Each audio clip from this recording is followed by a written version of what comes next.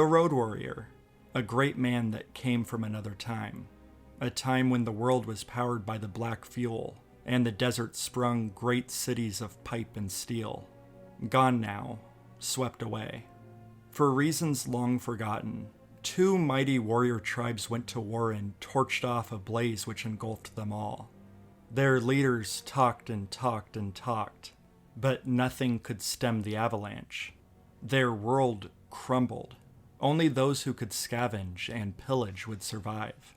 The gangs took over the highways, waging war for a tank of juice. Good, brave men were battered and smashed. Men like Max, who ruled the highways in the name of the law, who became a husband and a father, and with the roar of an engine, he lost everything. He wandered the wasteland, no longer a hero. And it was here, in this blighted place, a place where a group of survivors had lost all hope, that he learned to live again.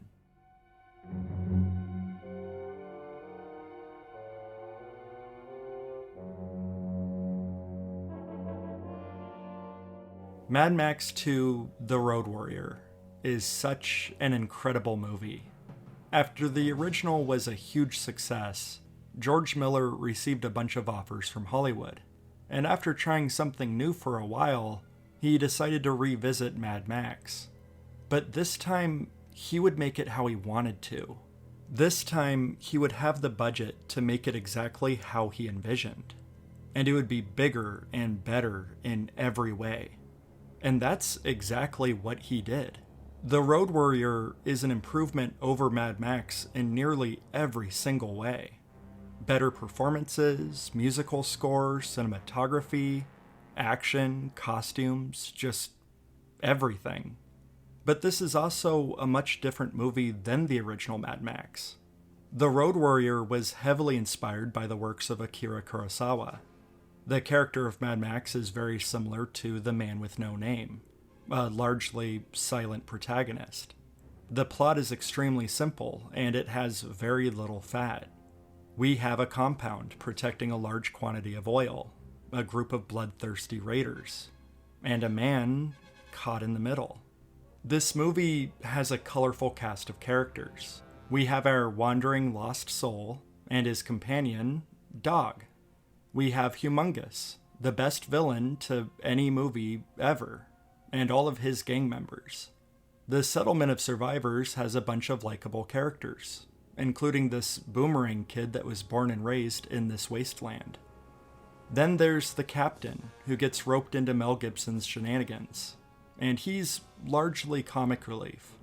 He's just a little annoying, and a little overused, but he doesn't ruin the movie. You might even find him a little charming. But then again, maybe you won't. But honestly, all of the characters could be super obnoxious. It wouldn't matter. Because the real good stuff in this movie is with its world building. Its fabulous diesel punk aesthetic, with its punk costumes and colorful visuals. The fiery, gruesome carnage and over-the-top action. The special effects, the stunt work. It's all just breathtaking. And the whole movie maintains this high level of excitement, all the way to the huge climax. The humongous climax. This is a fun movie, from beginning to end, and it's impossible not to watch this without a huge, stupid smile on your face. Except maybe when the dog dies. But that's the price we pay for a good revenge thriller. It's not like they can kill his family twice anyway. The Road Warrior is a post-apocalyptic spaghetti western, with cars instead of horses.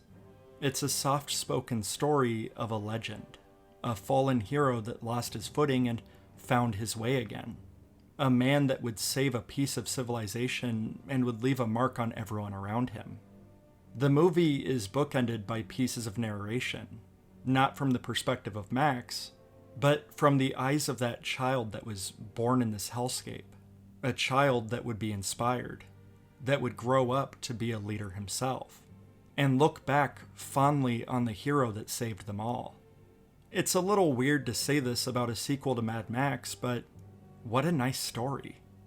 The Road Warrior is a nearly perfect movie.